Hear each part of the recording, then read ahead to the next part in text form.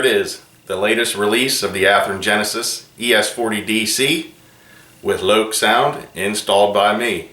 Now let's take a closer look.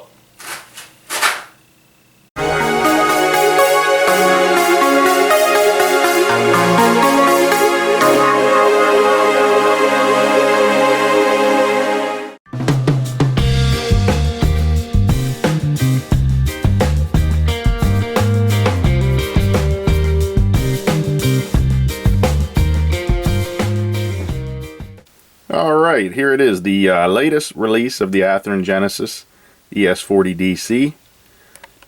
We'll do a more in-depth look at this later in the video, but I wanted to get it out so we can open it up and put some DCC and sound in this. It's going to be ESU Loksound, and we'll see what kind of speaker we can put in this. Overall, it's a very nice looking locomotive. It does have a lot of detail on it, which it should, being Athearn Genesis. I only noticed two things that really bugged me. One of the rear ditch lights are right there, is glued on crooked. That, and I noticed when I took it out of the box there was a slight rattle in it, like something was loose. I don't know if you can hear that. What it is, this does have a cab interior.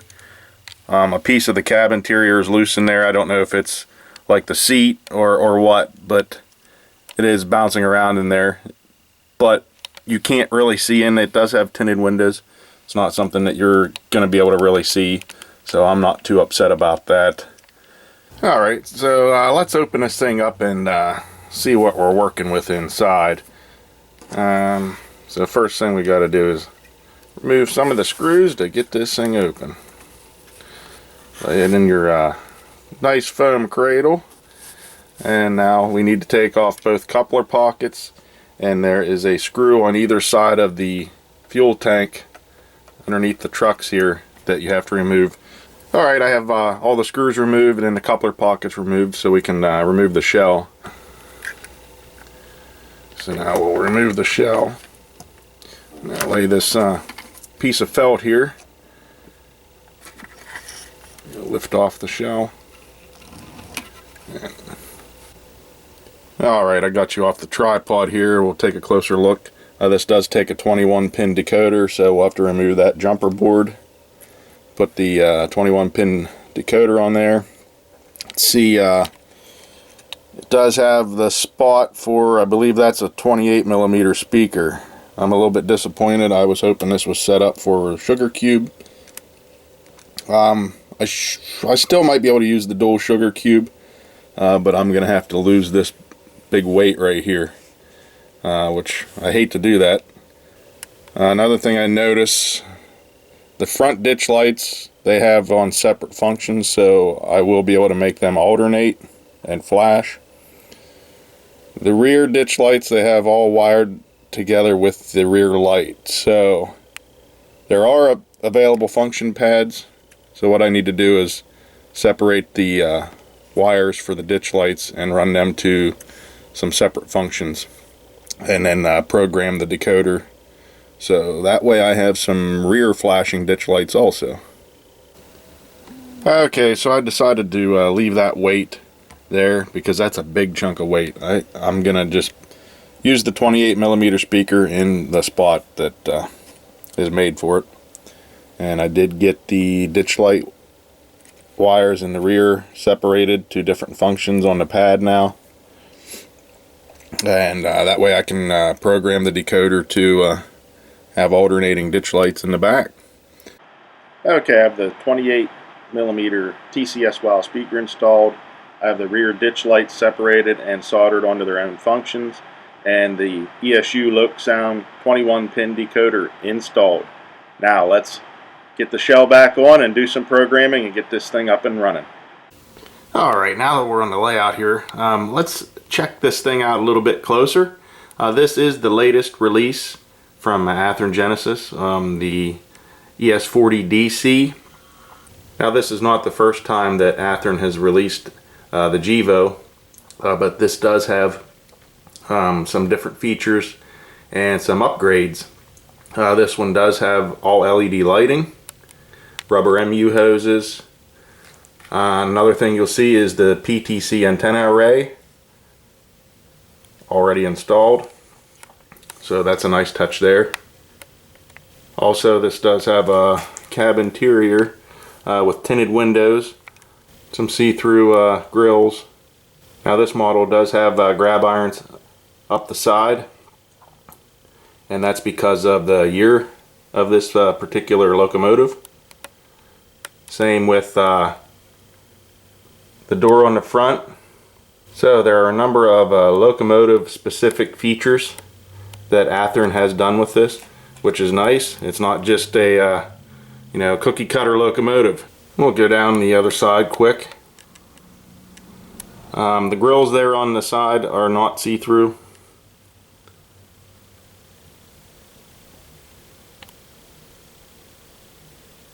Only those front two grills are see-through.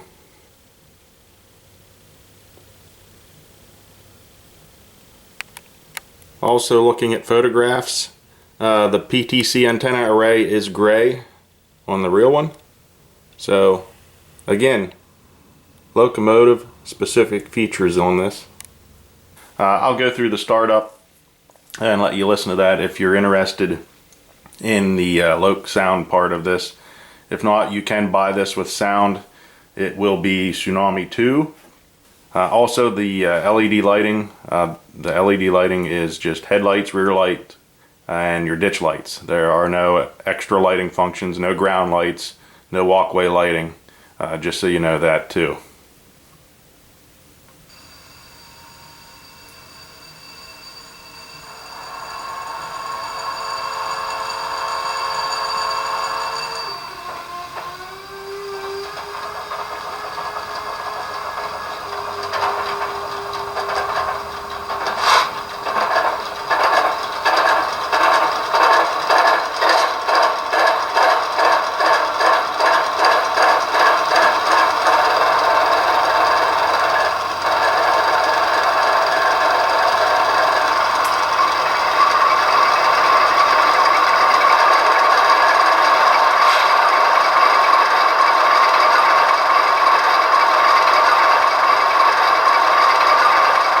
I have this thing set to run pretty good. We'll bump this up to speed step 1.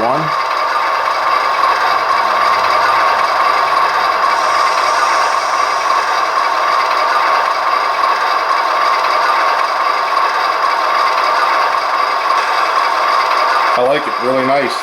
Nice and smooth. Bump it up to 2, 3. This is on a 128 speed step setting.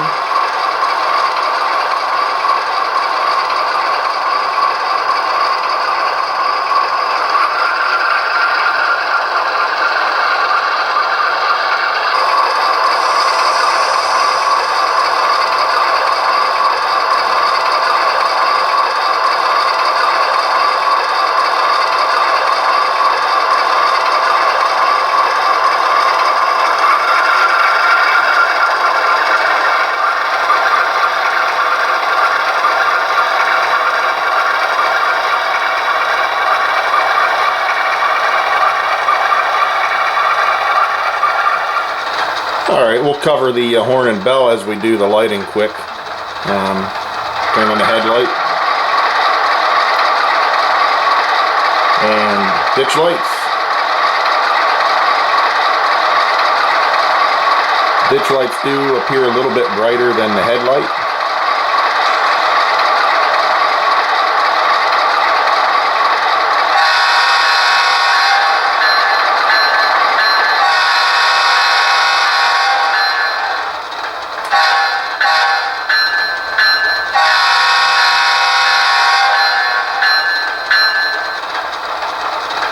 There you go.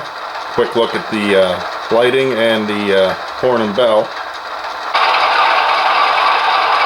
Check out the lighting on the back.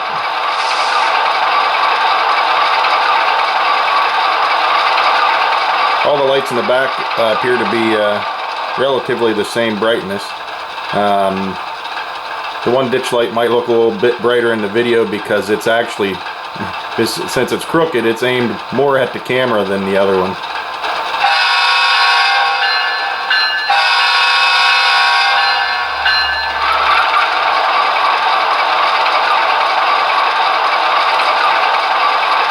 And if you watched to the beginning there where I did a little bit of the install, or showing you what I did have to move some of the wiring to different function pads so we could have some independent ditch lights in the back.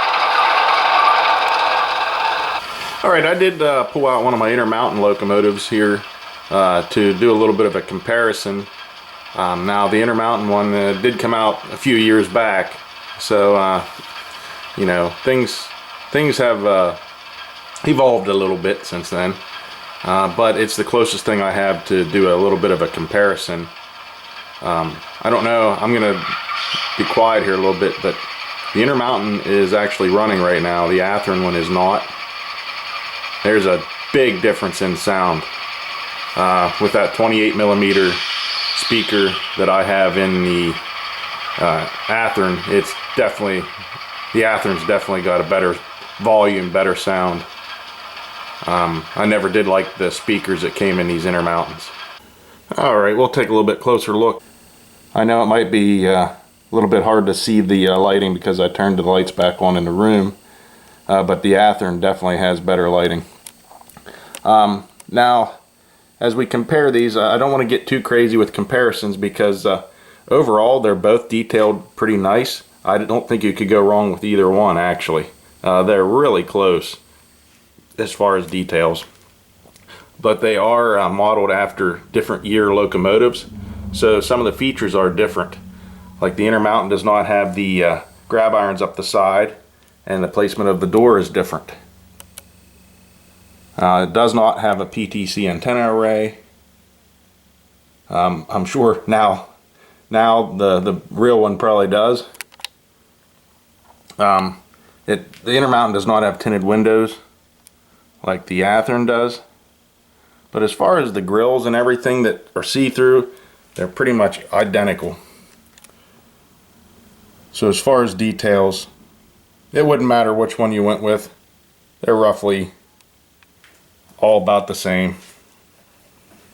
There are differences though in weight. Now the Athearn is a little bit heavier than the Intermountain. The Athearn is 21.05 ounces. The Intermountain is 18.30. So I'm going to do a slight pull test, and it should show the difference. Alright, I lowered the master volume a little bit on this locomotive so you could hear me. I want to do a pull test with it. You will have to bear with me though, as I was getting ready to do it. One of my lights went out in my room, so I'll have to work on fixing that. But right now, we'll look here, just give you an idea how large the train is. I maxed this out. So we have 37 various cars along with 5 auto racks. And that's about all the more it could pull. But just to give you an idea, that's still one long train. Alright, now I have this back on a tripod. Let's see if we can get this thing to move. I do apologize again if you hear some outside noise. I got motorcycles and everything else going by. Anyways, let's go. We'll bump this up. Speed step 1.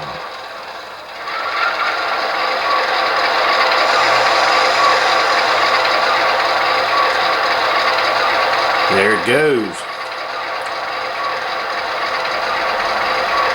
Speed step 2. 3. 4. 5. It's going. Tell you what, if you don't mind me bumping the camera a little bit, I'll prove to you that everything is moving. We'll go to the end here. Okay, I'm curious if the inner mount can do that. I don't expect it will, just because of the difference in weight. But let's try it. Speed step 1. That wheel slip. Nope. I'm bumping up. I'm up to 5. Yeah, it's just wheel slip. It can't do it. Can't pull the same amount, which is understandable. It's lighter. It's a couple ounces lighter. So that makes a big difference. Well, there it is, guys. The Athearn Genesis GEVO. I'm glad I picked up one of these to try. Overall, I'm pretty impressed with it. But I'll let you be the judge. You make up your own mind and make up your own decision, and vote with your wallet, I guess.